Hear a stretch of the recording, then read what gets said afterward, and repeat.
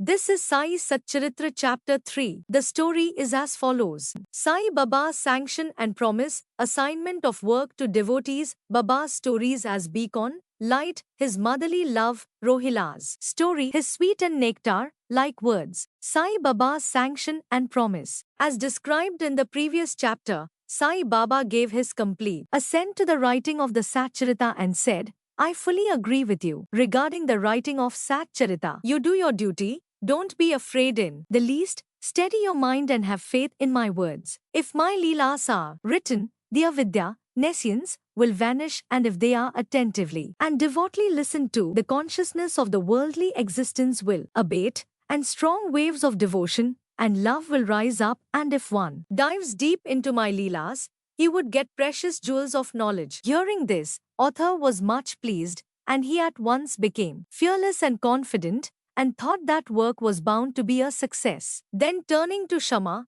Madhavrao Deshpande, Sai Baba said, If a man utters my name with love, I shall fulfill all his wishes, increase his devotion, and if he sings earnestly my life and my deeds, him I shall beset in front and back and on all sides.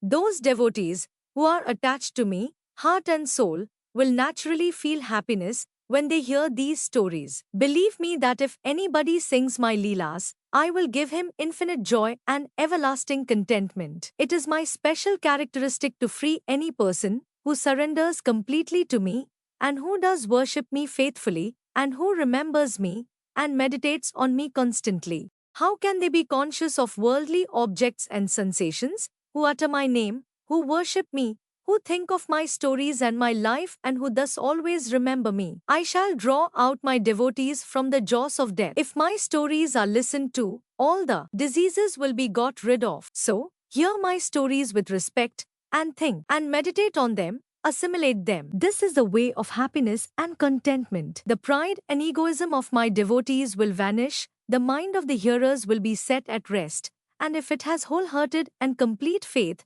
it will be one with supreme consciousness. The simple remembrance of my name as Sai, Sai, will do away with sins of speech and hearing. Different works assigned to devotees, the Lord entrusts different works to different devotees. Some are given the work of building temples and mats, or dhats on rivers, some are made to sing the glories of God, some are sent on pilgrimages, but to me was allotted the work of writing the Satcharita. Being a jack of all trades but master of none, I was quite unqualified for this job. Then why should I undertake such a difficult job? Who can describe the true life of Sai Baba? So, when I took up the pen in my hand, Sai Baba took away my egoism and wrote himself his stories. The credit of relating these stories, therefore, goes to him and not to me. Though Brahman by birth, I lacked the two eyes of Shruti and Smriti and therefore was not at all capable of writing the Satcharita, but the grace of the Lord makes a dumb man talk, enables a lame man to cross a mountain. He alone knows the knack of getting things done as he likes. Neither the flute nor the harmonium knows how the sounds are produced. This is the concern of the player. The oozing of Chandrakant jewel and the surging of the sea are not due to the jewel and the sea but to the rise of the moon. Baba's stories as beacon light. Lighthouses are constructed at various places in the sea to enable the boatmen to avoid rocks and dangers and make them sail safely. Sai Baba's stories serve a similar purpose in the ocean of worldly existence. They surpass nectar in sweetness and make our worldly path smooth and easy to traverse. Blessed are the stories of the saints. When they enter our hearts through the ears, the body, consciousness or egoism and the sense of duality vanish, and when they are stored in the heart, doubts fly out to all sides, pride of the body will fall, and wisdom will be stored in abundance. The description of Baba's pure fame, and the hearing of the same, with love, will destroy the sins of the devotee, and therefore this is the simple sadhana for attaining salvation. The sadhana for Krita age was Shamdma, for Tretha age, sacrifice, for Dwapara, worship, and for Kali present age, it is singing of the name and glory of the Lord. This last sadhana is open to all the people of the four Varnas, Brahmins, etc. The other sadhanas, yoga, yajna, sacrifice, dhyana, meditation, and dharana, concentration, are very difficult to practice, but singing and hearing the stories and the glory of the Lord, Sai Baba, is very easy. We have only to turn our attention towards them. The listening and singing of the stories will remove the attachment to the senses and their objects, and will make the devotees dispassionate, and will ultimately lead them to self-realization. With this end in view, Sai Baba made me or helped me to write his stories, Satcharitamrita. The devotees may now easily read and hear these stories of Sai Baba, and while doing so, meditate on him, his form, and thus attain devotion to Guru and God, Sai Baba, get detachment and self-realization. In the preparation and writing of this work, Satcharitamrita, it is Sai Baba's grace which has accomplished everything, making use of me as a mere instrument. Motherly love of Sai Baba. Everybody knows how a cow loves her infant calf. Her udder is always full, and when the calf wants milk and dashes at the udder, out comes the milk in an unceasing flow. Similarly, a human mother knows the wants of her child and feeds it at her breast in time. In case of dressing and adorning the child, the mother takes particular care to see that this is well done. The child knows or cares nothing about this, but the mother's joy knows no bounds when she sees her child beautifully dressed and adorned. The love of mother is peculiar, extraordinary, and disinterested, and has no parallel. Sadgurus feel this motherly love towards their disciples. Sai Baba had this same love towards me, and I give an instance of it below. In 1916 AD, I retired from government service. The pension that was settled in my case was not sufficient to maintain my family decently. On Guru Purnima, 15th of Ashadha, day of that year, I went to Shirdi with other devotees. There, Mr. Anna Chinchanikar, of his own accord, prayed to Baba for me as follows: "Please look kindly on him. The pension he gets is quite insufficient. His family is growing. Give him some other appointment, remove his anxiety, and make him happy."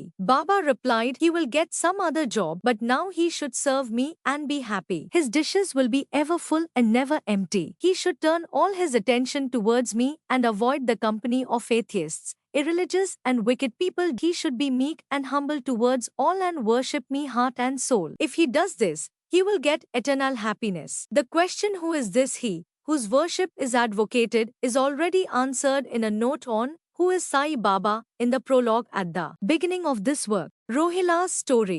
The story of the Rohila illustrates Sai Baba's all-embracing love. One Rohila, tall and well-built, strong as a bull, came to Shirdi, wearing a long kafni robe, and was enamored of Sai, who stayed there. Day and night he used to recite in a loud and harsh tone kalma verses from Holy Quran and shout Allahu Akbar. Most people of Shirdi were working in their fields by day, and when they returned to their homes at night, they were welcomed with the Rohila's harsh cries and shouts. They could get no sleep and felt much trouble and inconvenience.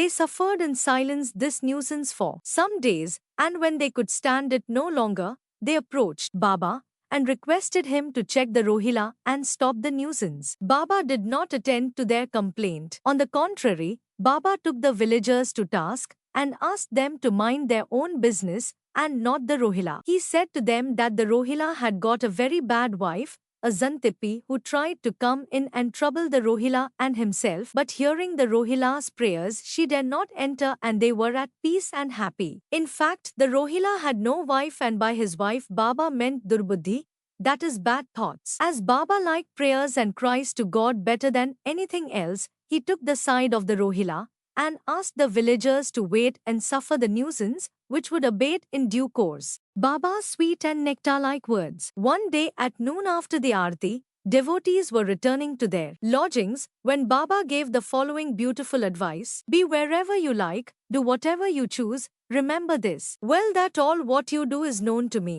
I am the inner ruler of all, and seated in their hearts, I envelope all the creatures, the movable and immovable world. I am the controller, the viapuller of the show of this universe. I am the mother, origin of all beings, the harmony of three gunas, the propeller of all senses, the creator, preserver and destroyer. Nothing will harm him who turns his attention towards me, but Maya will lash or whip him who forgets me. All the insects, ants, the visible, movable and immovable world is my body or form. Hearing these beautiful and precious words, I at once decided in my mind to serve no man henceforward but my Guru only. But the reply of Baba to Anna Chinchanikar's query, which was really mine, that I would get some job, began to revolve in my mind, and I began to think whether it would come to happen. As future events showed, Baba's words came true and I got a government job, but that was of short duration. Then I became free and solely devoted myself to the service of my Guru Sai Baba. Before concluding this chapter,